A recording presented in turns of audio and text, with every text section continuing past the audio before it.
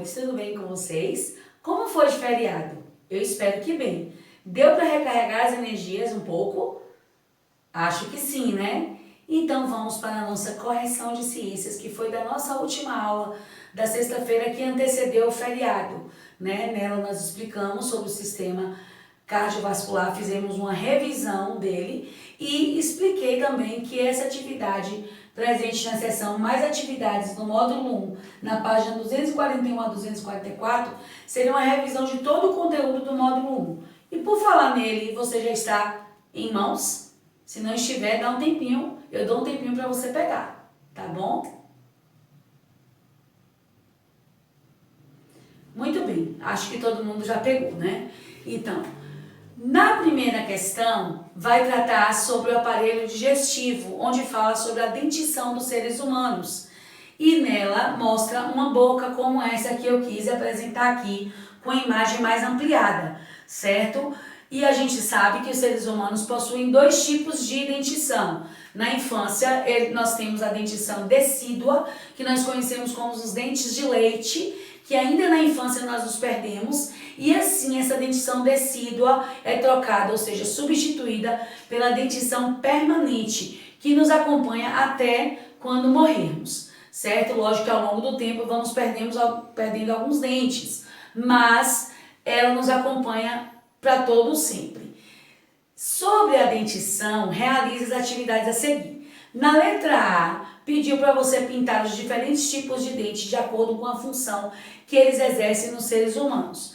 Existem 4 tipos diferentes de dentes: os incisivos, os pré-molares, os molares e os caninos. Vocês podem notar aqui que esses 4 tipos também estão na parte de baixo, ou seja, existem incisivos, pré-molares, molares e caninos superiores, e existem incisivos, pré-molares, molares e caninos superiores. E pediu para você usar 3 cores específicas que estavam na legenda. De amarelo você ia usar para pintar os dentes que cortam os alimentos. De verde, os dentes que rasgam os alimentos. E de azul, os dentes que esmagam e trituram os alimentos. Você conseguiu aprender qual dente tem qual função? Vamos dar uma revisadinha? Então, os dentes que têm a função de cortar os alimentos, portanto, serão pintados de amarelo, são os dentes incisivos. São esses dentes aqui, ó, do meio. São 4 dentes considerados como incisivos. Esses são os inferiores e aqui estão os dentes incisivos superiores. Agora vamos para os dentes que têm a função de rasgar os alimentos. Quais são esses dentes? São os dentes caninos. Eles estão ao lado dos dentes incisivos. Esses são os caninos inferiores e aqui estão os caninos superiores. São dentes que têm uma ponta, né? São mais pontiagudos, tanto que tem pessoas mais velhas que chamam das presas, né? Se referem a ele como presas. E os dentes que vocês irão pintar de azul, que tem a função de esmagar e triturar os alimentos, são os molares e os pré-molares. Ou seja, molares são esses 2 últimos inferiores, eles serão pintados de azul, e também eles estão aqui na parte superior.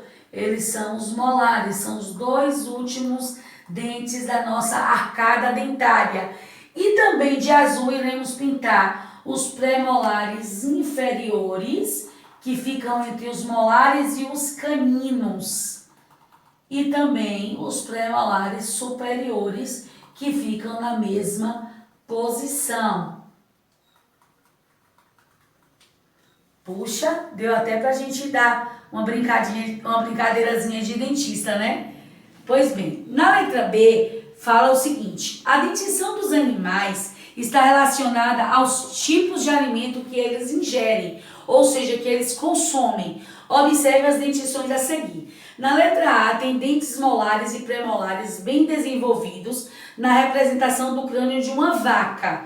E na letra B tem dentes molares e pré-molares arredondados na representação do crânio de um javali. O primeiro pontinho pede para você escrever qual das dentições acima pertence a um herbívoro e qual delas pertence a um onívoro. Isso nos remete à classificação dos animais de acordo ao seu tipo de alimentação. Animais herbívoros são animais que só consomem vegetais e animais onívoros são animais que consomem tanto vegetais como carnes, né? Como carnes de outros animais. Então, a gente pode definir, como sabemos, o tipo de alimentação da vaca, que a vaca só come capim. Então, na imagem A, é um animal herbívoro. E na imagem B, o javali é um animal onívoro, certo? O segundo pontinho da primeira questão diz, de acordo com o tipo de alimentação, qual das dentições é mais semelhante à dos seres humanos? Nós sabemos que nós, seres humanos, também nos alimentamos de vegetais e de carnes. Portanto, a dentição B, pois assim como o javali, os seres humanos são onívoros. Na segunda questão, pede para você completar o diagrama, como esse, com o nome das estruturas indicadas na imagem abaixo. Essa imagem é a representação do sistema respiratório humano e tem apenas números indicando os órgãos. Cabe a nós colocar o nome desses órgãos. No número 1 está o órgão que é chamado de traqueia. Lembre-se de usar apenas letras maiúsculas no nosso alfabeto. Traqueia. No número 2 está o órgão que chamamos de brônquio.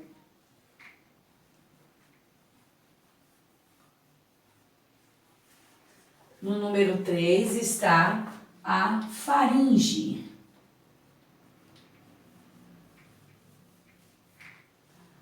No número 4 está o bronquíolo.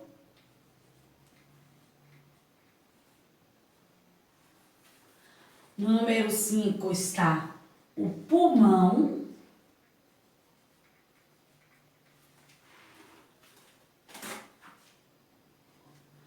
No número 6 está a narina. No número 7 já começou LAR, porque é o órgão chamado de laringe. Vamos voltar aqui, vai colocar um circunflexo aqui em brônquio e um agudo aqui em bronquíolo, ok? Na questão de número 3, pede para você observar a imagem ao lado, onde tem uma criança enchendo um balão de festa. E a letra A faz a pergunta: como é chamado o movimento respiratório que permite transferir o ar do corpo humano para o balão de festa? É o movimento em que o ar sai do organismo. Portanto, o nome desse movimento é expiração. Na letra B, pergunta: o ar que está sendo inserido no balão de festa apresenta as mesmas características do ar do ambiente? Justifique a sua resposta. Não, não apresenta. O ar colocado no balão é rico em gás carbônico e foi aquecido, umedecido e filtrado antes de chegar aos pulmões, que é o procedimento correto quando esse ar entra no nosso corpo. Já o ar do ambiente é rico em gás oxigênio e não sofreu essas alterações de ser aquecido, umedecido e filtrado que ocorrem no nosso organismo. Na questão de número 4, pede para você observar a imagem a seguir e assinalar as opções corretas, né? Tem a imagem de um corpo humano, o nome A com a setinha como se estivesse entrando e descendo pela traqueia, né? E tem o diafragma. É essa a representação. Então, letra A. A imagem representa o movimento de inspiração ou expiração. Se a setinha está indicando a entrada, então é o movimento de inspiração. Letra B. O diafragma, no momento da inspiração, ele está relaxado ou contraído?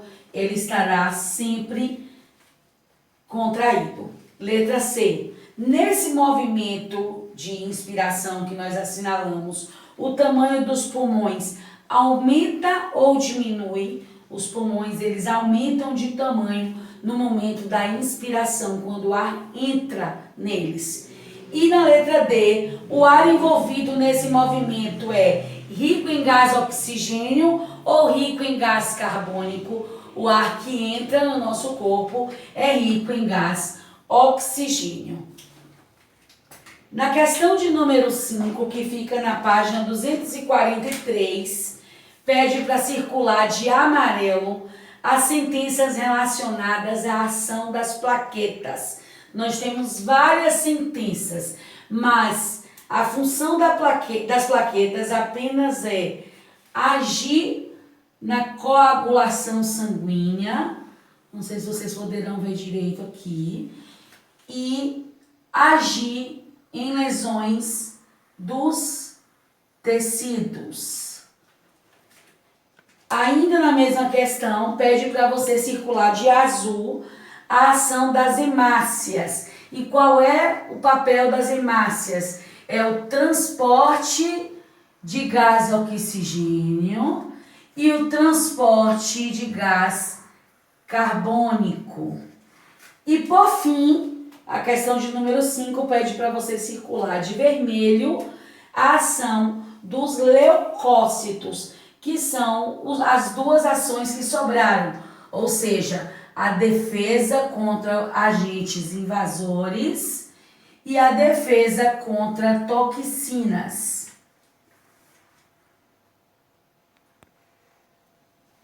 Na nossa sexta questão, diz o seguinte: o esquema a seguir representa a relação entre os sistemas digestório, respiratório e cardiovascular na nutrição do corpo.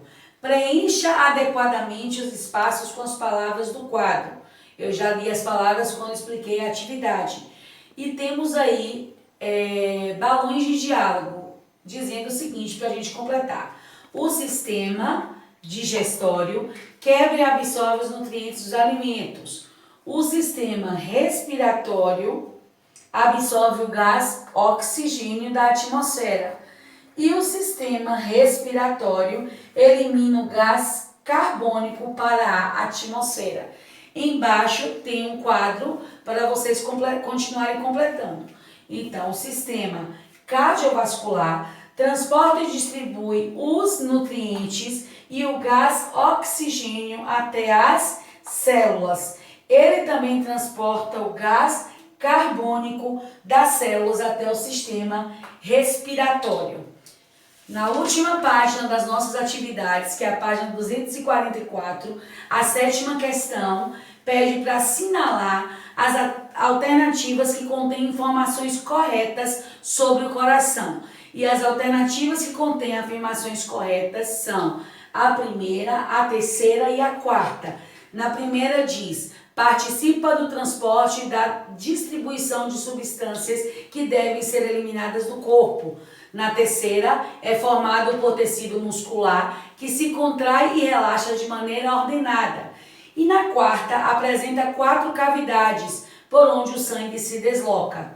Oitava questão, vocês iriam observar a imagem, que está logo abaixo, e completar os espaços com as palavras do quadro.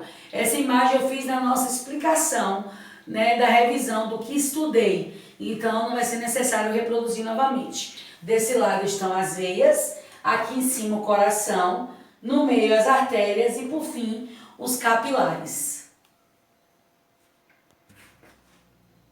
Nona e última questão. Complete as frases com as palavras do quadro abaixo.